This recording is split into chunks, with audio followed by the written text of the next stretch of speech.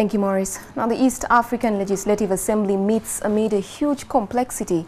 On the one hand, there is increased political commitment on the part of partner states, the established and functional organs and institutions. On the other hand, greater integration appears to be fractured by conflicts in the Great Lakes region.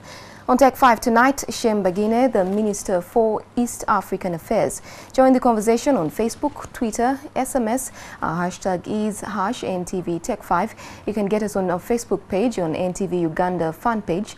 Our SMS number is 8778. Remember to begin with Tech 5 or send us an email on tech5@ntvuganda.co.ug.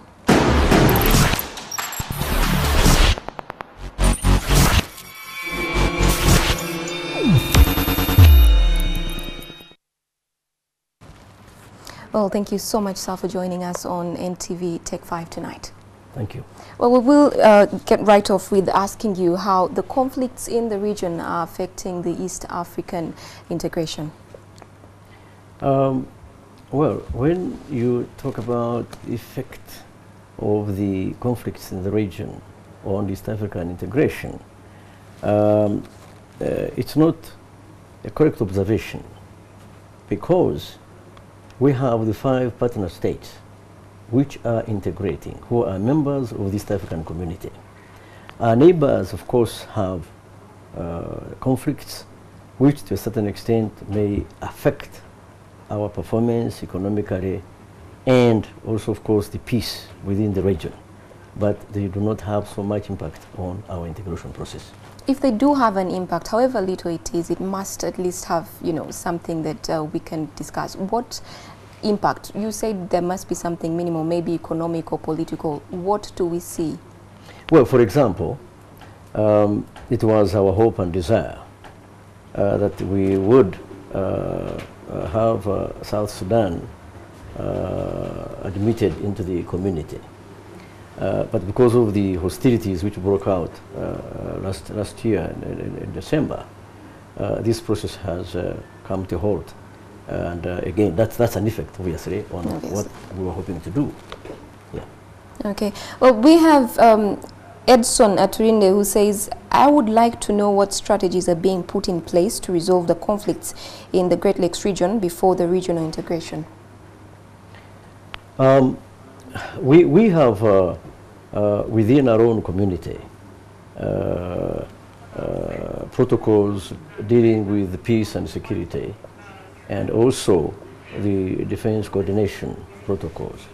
Now, these are all designed to ensure that we maintain peace and security within. And as you know, we are members of the African Union, and we think that the African Union can step in and try to resolve these conflicts within the Great Lakes region, particularly in our neighbors like South Sudan, like Somalia, and like the Congo, DRC.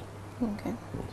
Well, speaking of South Sudan, we have Patricia Nantege, who says, what does Sudan need to do to fulfill, to be taken seriously so that it can be integrated in the East African community?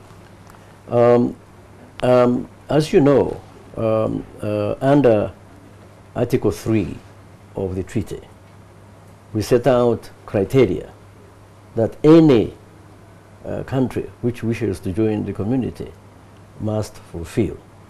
Now, these include: 1, acceptance of the community as set out under the treaty; 2, adherence to universal acceptable principles of good governance, democracy, rule of law, and observance of human rights and social justice; 3, potential for contribution towards strengthening of integration in the East African region; and 4, we have proximity and interdependence of the country that is applying with the East African partner states; and 5, we have development, establishment, and maintenance of a market-driven economy And then finally, but not least, the social and economic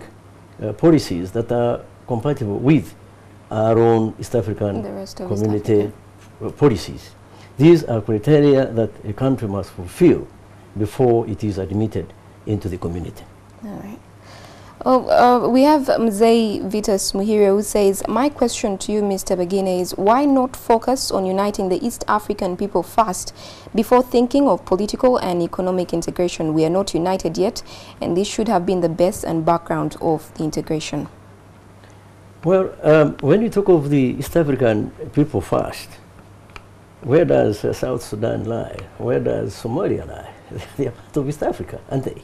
Yes, they are. Right? Now, we are in the process of integrating amongst the 5 partner states, but that does not preclude others coming in to join us, so that we have a wider region, a wider market for our products and so on.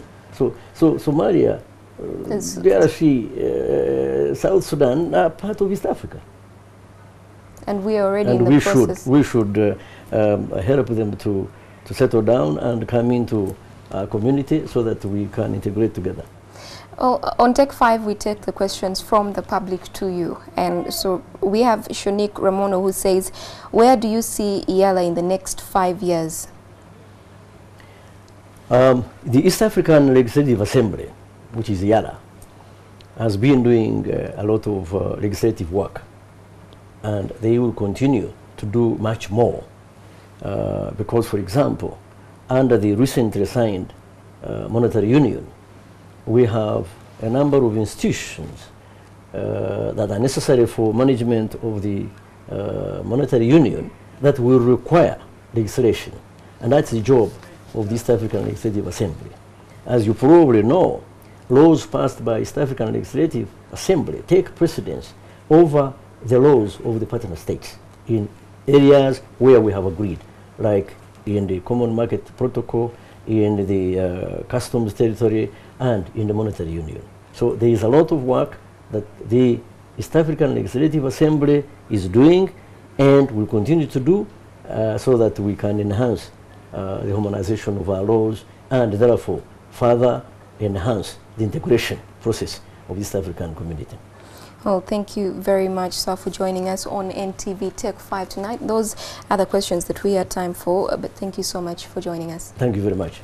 And that was NTV Tech 5. We'll be right back.